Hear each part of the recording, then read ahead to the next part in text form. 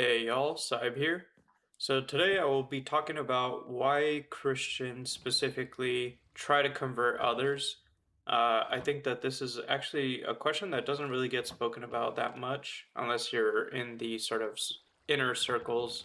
Well, not even inner circles, but in the circles of Christianity.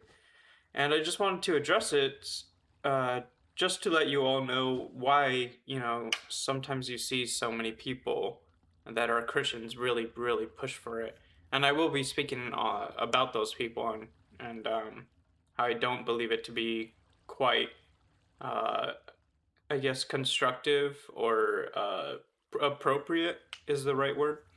But anyways, so let's start off. So why do Christians try to convert others to Christianity, right? And you see this a lot, especially since, someone like a Buddhist, right, wouldn't exactly try to convert you to Buddhism. They would let you know, if you ask them about it, but they aren't actively seeking, at least in the general populace of trying to get others to convert. And the reason why Christians try to convert others is there are a few reasons.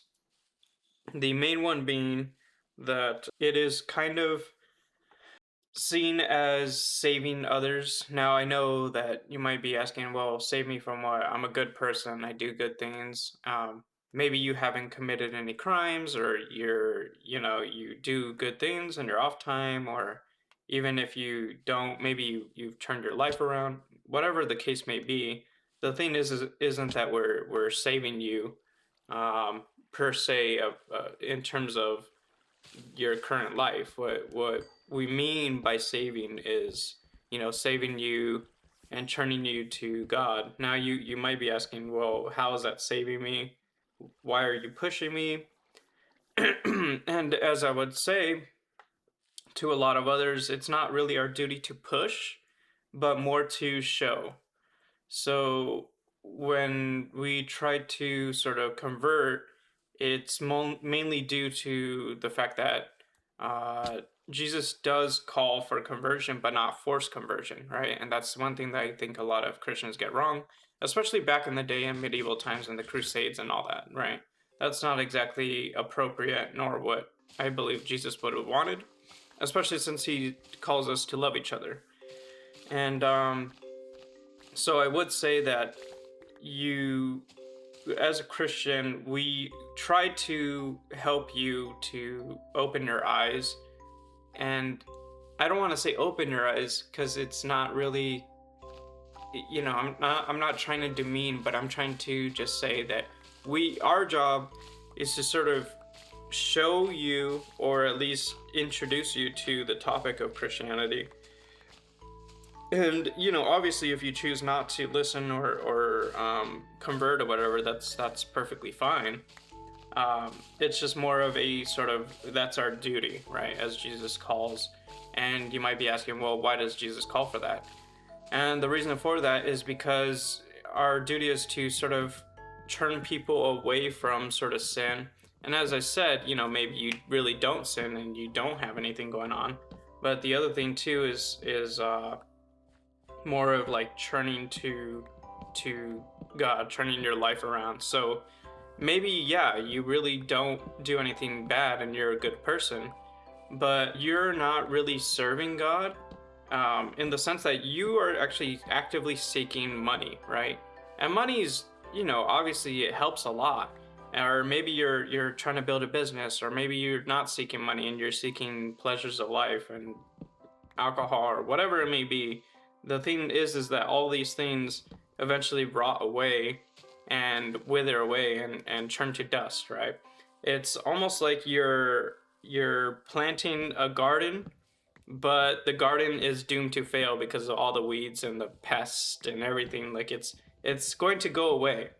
Whereas we're trying to turn you to God, something that's everlasting and that will bring everlasting life, right? That's why we see it as saving, right? And you might hear Christians tell their stories on how they were saved, right? It's not really that, oh, you're a horrible person. It's more of, hey, I turned my life around and I realized that this life right now doesn't really matter. I mean, of course it does matter, but it's in the grand scheme of things, right?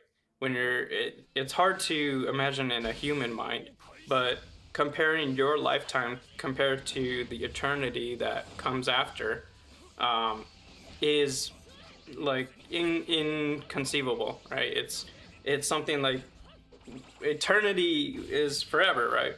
Whereas this life, obviously we all meet the same end as all of our ancestors have and our relatives will. And that's sort of the sort of Christian mindset as well as why we do what we do. Now, as I said, we shouldn't be forcing, and Jesus, of course, doesn't call for forcing people to convert. Really, we're just trying to save as many people as possible, right? Jesus calls it as uh, shepherds, or rather as gatherers in a field, right? And like a as we are the grains, and we're like the servants trying to gather as many grains as we can before whatever comes, right? Especially the end, the sort of judgment day, as I'm sure you've heard, even if you're not a Christian. uh, our duty is to try to help as many people and gather as many people and grains as we can, right? So that's why us Christians try to convert others. It's not out of really duty, or I mean, it is out of duty, but it's not really out of malice for other sort of beliefs, and it's not really out of like selfishness. It's more of we're trying to help, right? You see someone in need, and this is an analogy, not really what I'm saying, but when you see someone in need, you feel obligated to help, or at least you feel guilty if you don't help, right? And that's sort of what we're doing when we see sort of any other people. And as I said, we're just showing you the door.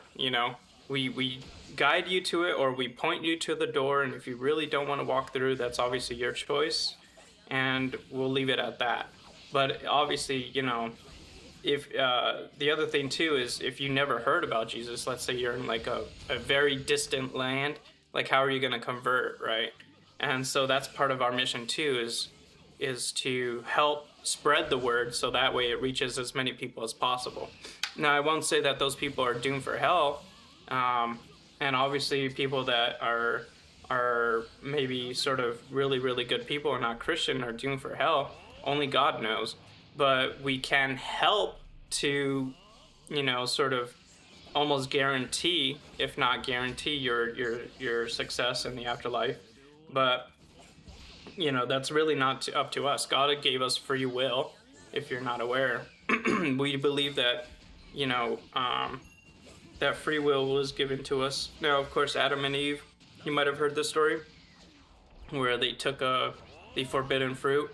But, it's something that God allowed, right? God didn't take away. He could even now take away our free will, our right to choose, but he doesn't. And that's sort of the main thing, is that we all have free will, and you have the free will to choose. And that's all our mission is, to help you choose or to help guide you. But it's all up to you. Anyways, thanks y'all. See y'all. Hope this was informative. Anyways, bye.